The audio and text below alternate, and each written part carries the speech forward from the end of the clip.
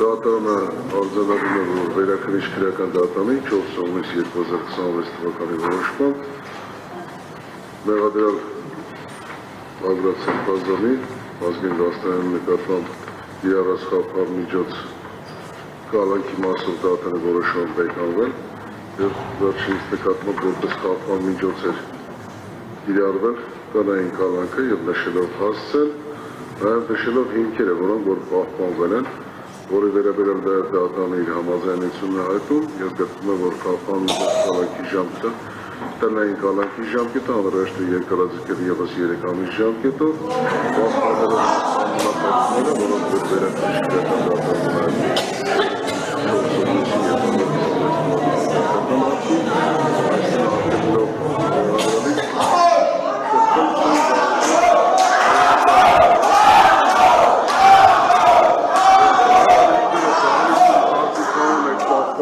Եթե չեն ենթարկում դալիճից դուրս եք հրավիրում բոլորին։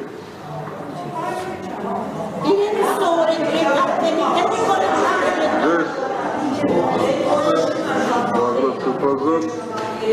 տնային կալանքի կրման վայր նշանակում է այն ինչ որ պաշտպանը նշեց, եթե ցանկանում եք դատանը հրապարակի, կհրապարակեմ, եթե ոչ բնականաբար գրավոր տեսքով նշված է Կոպայքի մարզը, ասեն ամբողջական չեմ նշում, քանի որ գրավոր նշված է, շփումը նշեցի, որ այդ կրման վայրում 3 ամսվա ընթացքում դուք իրավունք չունեք շփել սույն վարույթով, այսինքն թիվ 28-87 վարույթով 0125 մեղադրյալների հետ։ Նաև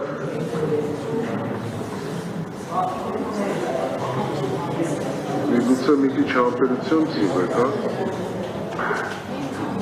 Ձեզ նաև թույլատրվի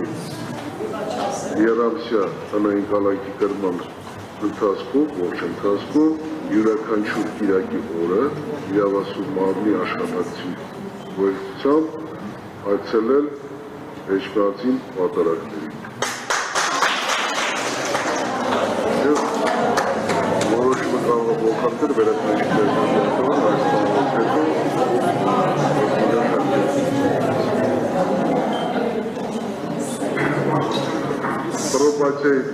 Պրոբացիայի ծառայության վրա է դրվելու բնականաբար